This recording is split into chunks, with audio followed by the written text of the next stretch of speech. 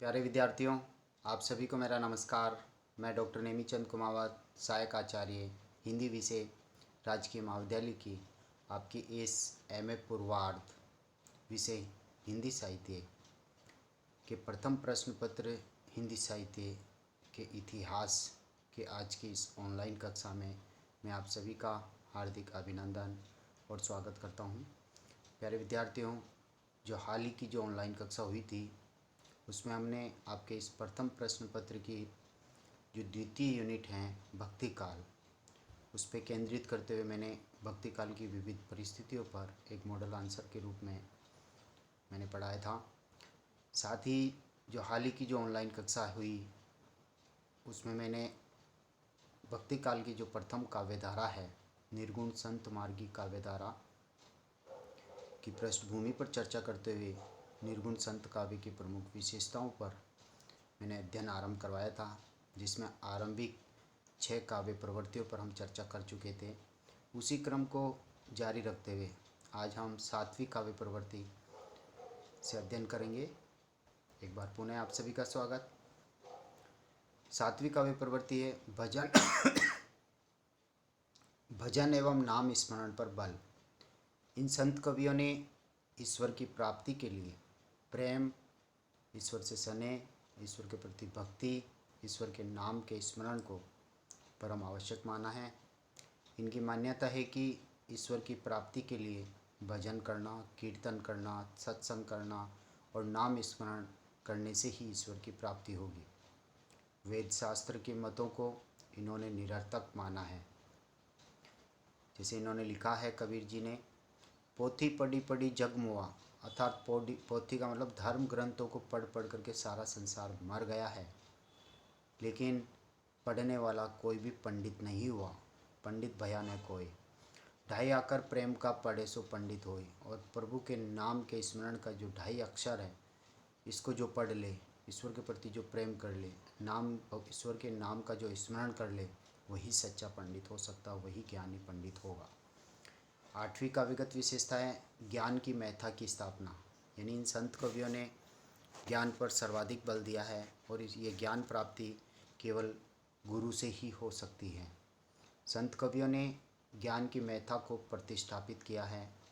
यह ज्ञान वेदों और पुराणों या कुरान से ये ज्ञान प्राप्त नहीं होगा, अपितु मन की पवित्रता, निर्मलता एवं हृदय की पावनता से ही ये प्राप्त किया जा सकता है।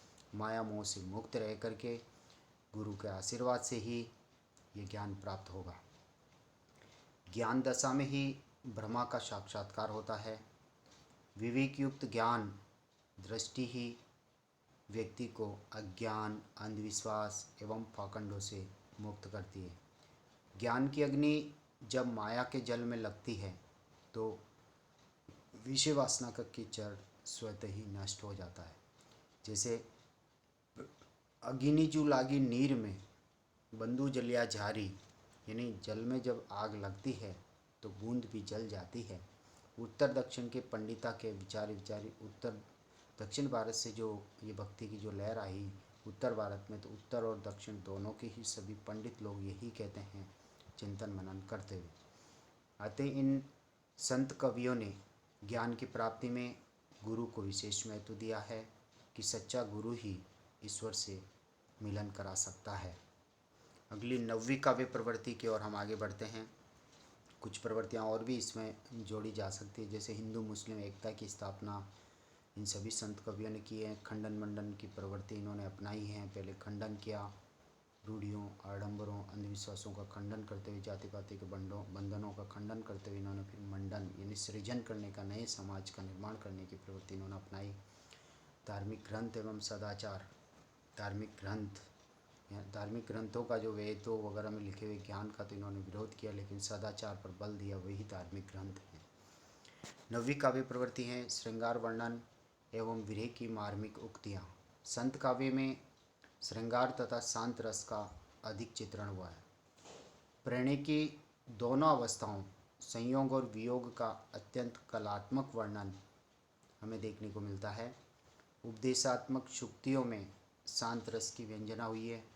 साथ ही लोक संग्रह की भावना भी इनमें निहित है। संत काव्य में आत्मा और परमात्मा के मिलन और प्रेमानुभूति के अनेक चित्र उभर कर सामने आए हैं। ये जो श्रृंगार वर्णन है ये लौकिक वर्णन नहीं होकर के ये अलौकिक है, यानी परमात्मा के प्रति प्रेम है।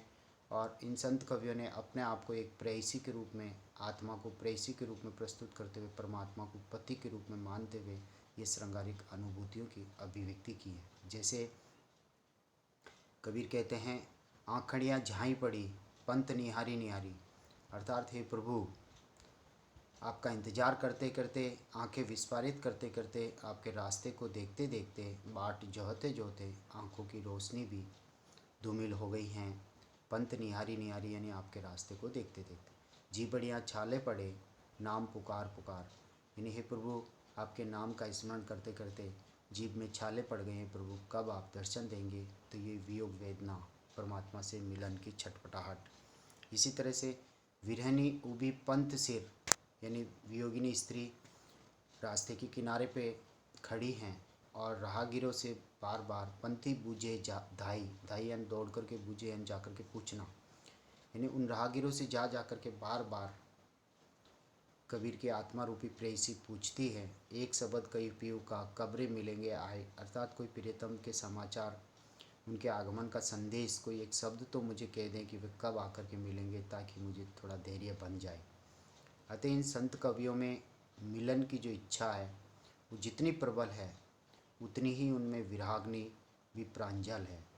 कबीर के दोहे मार्मिक ही नहीं बल्कि हृदयग्राही भी बन पड़े हैं। 10वीं काव्यगत विशेषता है शंकर के अद्वैतवादी दर्शन को स्थान देना।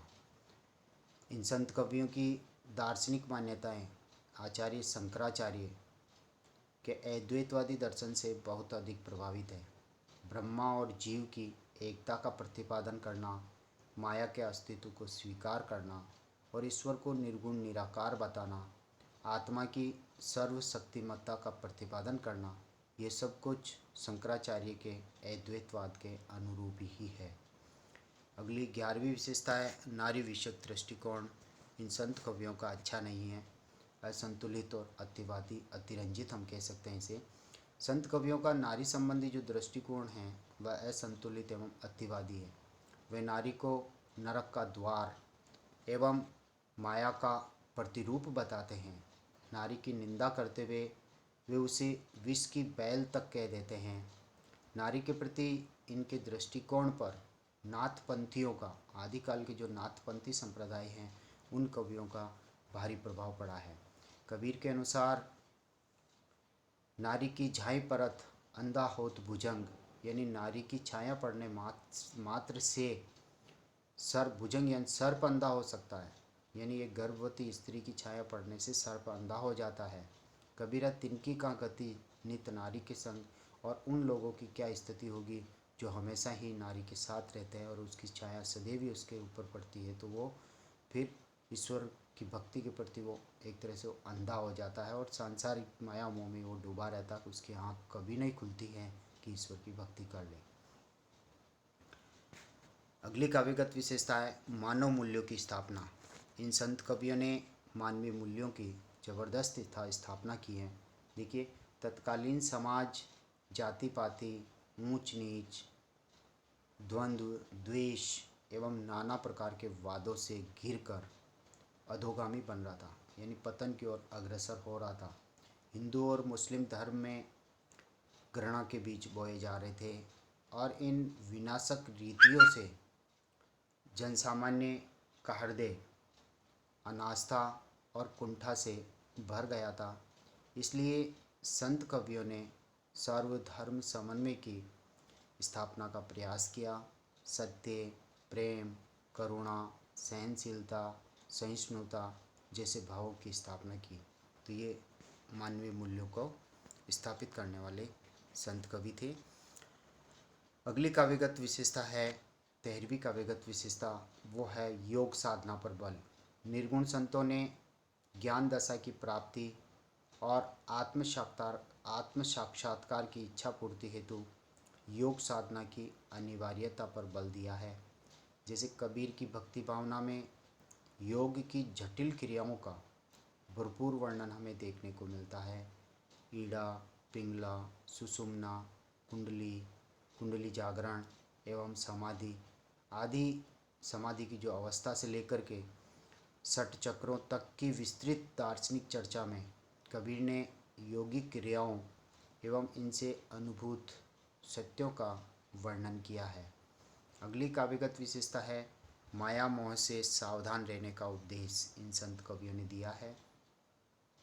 माया से सावधान रहने का उपदेश प्राय सभी संत कवियों ने दिया है, क्योंकि रमैया की दुल्हन ने सबको बाजार में लूट लिया है। रमैया की दुल्हन ने सबको बाजार में लूट लिया है और ब्रह्मा, विष्णु, महेश भी उसी के वशीभूत है, यानी इस माया मोह के वशीभूत है। यह माया भगवान से मिलने के मार्ग में सबसे बड़ी बाधा है।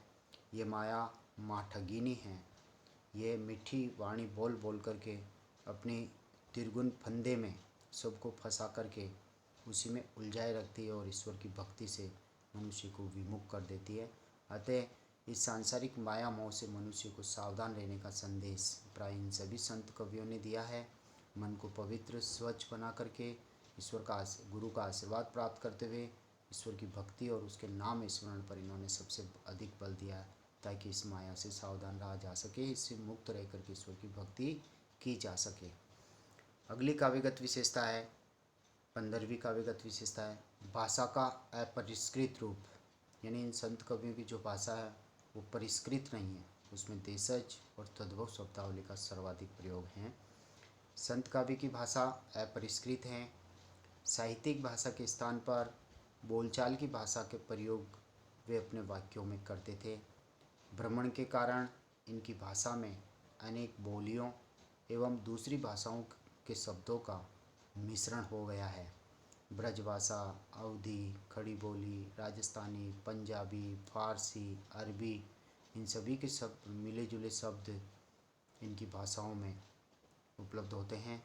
और इसी को केंद्रित करते हुए आचार्य शुक्ल जी ने इन संत कवियों की भाषा को सधुक्कड़ी भाषा या पंचमेल खिचड़ी भाषा कहा है। हजारी प्रसाद द्विवेदी जी ने भी कबीर को वाणी का डिक्टेटर तक कह दिया है, यानी भाषा को वह जैसा चाहे मोड़ करके प्रयोग करने में माहिर थे। अगली काव्यगत विशेषता है मुक्तक शैली एवं शांत रस की प्रधानता। इन संत कवियों के काव्य में मुक्तक शैली का प्रयोग हुआ है। इन कवियों ने प्रबंध काव्य नहीं लिखे हैं, न खंड काव्य लिखे हैं, बल्कि मुक्तक शैली यानी प्रत्येक छंद अपने आप में स्वतंत्र हैं। उनमें पूर्वापर संबंध यानी कथा में तारतम्य नहीं है, हर पद स्वतंत्र हैं। उनका संदर्भ और प्रसंग हमें बनाना पड़ता है। अतः गीति काव्य के जो समस्त तत्व हैं वो इनकी भाषाओं में मौजूद हैं। इनके पद गाए जाते हैं भजनों आदि में, सत्संग आदि में। संत काव्य में शांत रस की प्रधानता है और शांत रस का जो स्थायी भाव है निर्वेद, उसकी अभिव्यंजना हुई है। श्रृंगार रस का पूर्ण परिपाक भी इनमें हुआ है, लेकिन ये श्रृंगार रस श्रृंगार लौकिक प्रेम न होकर के अलौकिक प्रेम है जो आत्मा का परमात्मा के प्रति अभिव्यंजित हुआ है। कबीर की उलटबासियों में अद्भुत रस भी हमें देखने को मिलता है। तो प्यारे विद्यार्थियों, इन 16 बिंदुओं में उपशीर्षकों में हमने निर्गुण संत मार्गी काव्यधारा की प्रमुख विशेषताओं का उल्लेख किया है और आपने विस्तार से इसको पढ़ा है। अब हम निष्कर्ष की ओर आगे बढ़ते हैं। संत काव्य की इन प्रवृत्तियों का विशेष तौर पे हम निष्कर्ष निकाल रहे हैं। हम उपर्युक्त विवेचन के पश्चात ये कहा जा सकता है कि संत काव्य एक विचित्र और आकर्षक काव्य रहा है।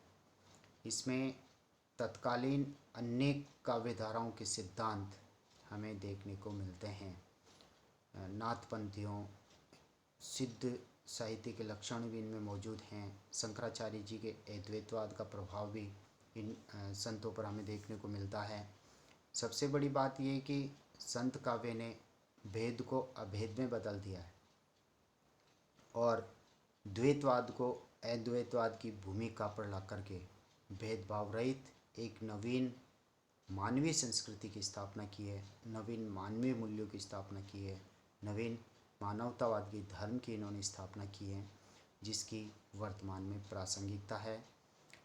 सभी जो धर्म थे उनमें इन्होंने खंडन किया, फिर उसका मंडन करने की कोशिश की। हिंदू और मुस्लिमों की जो उनमें जो अंधविश्वास, रूढ़ियाँ, जो आडंबर थे इस भक्ति को लेकर के, उन सभी का इन्होंने खंडन करते हुए एक सर्वधर्म समभाव वाले मानव धर्म की इन्होंने स्थापना करने का ज़बरदस्त प्रयास किया है।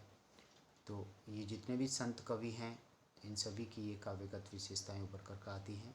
प्यारे विद्यार्थियों, मुख्य परीक्षा में यदि ये प्रश्न आता है तो ये सभी 16 प्रवृत्तियों का जिन शीर्षकों में आपने इनको पढ़ा है उनको 100 उदाहरण आपको वहाँ स्पष्ट करना, ताकि आपके अधिक से अधिक अंक आ सके। एक मॉडल आंसर के रूप में हमने इसका अध्ययन किया। प्यारे विद्यार्थियों, आज की इस ऑनलाइन कक्षा को हम यहीं समाप्त करते हैं। अगली जो ऑनलाइन कक्षा होगी वो इस निर्गुण काव्यधारा का जो दूसरा भाग है, निर्गुण प्रेमाश्रय काव्यधारा, यानी सूफी कवियों की काव्यगत विशेषताओं को हम पढ़ेंगे, वो भी एक मॉडल आंसर के रूप में। और आज की इस ऑनलाइन कक्षा को हम यहीं समाप्त करते हैं। आप सभी से ये आग्रह है कि कॉलेज की इस यूट्यूब चैनल पर जो ये वीडियोज अपलोड किए जा रहे हैं, जिन्हें ओपन करके आप अपनी ऑनलाइन पढ़ाई कर रहे हैं, तो इस यूट्यूब चैनल को आप सब्सक्राइब ज़रूर करें और इन वीडियोज़ को आप लाइक करें। आप सभी को बहुत बहुत धन्यवाद। जय हिंद, जय भारत, थैंक यू।